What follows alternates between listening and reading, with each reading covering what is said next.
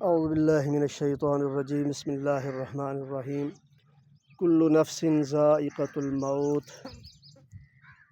ہر ذی روح نے موت کا ذائقہ چکھنا ہے۔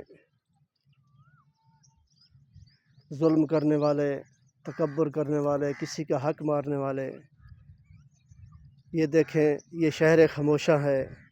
جب قبروں کے اندر مٹی کے نیچے چلے جائیں گے تو پھر کیا بنے گا؟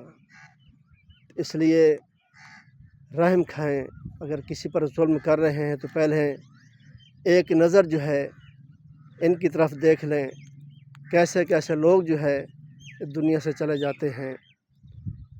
تو ہم نے بھی جانا ہے، تو اس لیے قبر کی فکر کریں، حشر کی فکر کریں، کسی پر ظلم نہ کریں، کسی کا حق نہ کھائیں اور کسی پر ظلم و زیادتی نہ کریں۔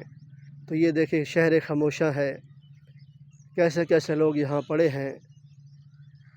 تو خدا را اپنے آپ کو جو ہے اس لائق بنائیں کہ جب قبر میں جائیں گے تو سرکار کو کیا منہ دکھائیں گے اور حشر میں اللہ کو کیا منہ دکھائیں گے، کیا لے کر جائیں گے۔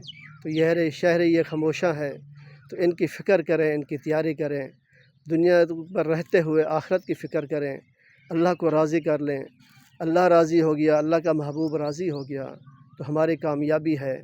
اگر ہم اس دنیا سے ناکام گئے تو پھر ہماری آخرت بھی، قبر بھی اور آخرت اور حشر بھی ہمارا جو ہے وہ کسی کام نہیں آئے گا، وہ پچھتاوے کی جگہ ہے۔ اور دنیا جو ہے یہ دار العمل کی جگہ ہے، آخرت دار الجزا ہے۔ تو اس لیے ہمیں فکر کرنی چاہیے کہ یہ شہر خاموشہ ہے، ان کی تیاری کریں۔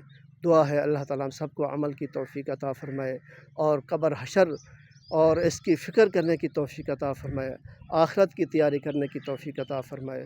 آمین۔ وآخر دعوانا ان الحمد للہ رب العالمین۔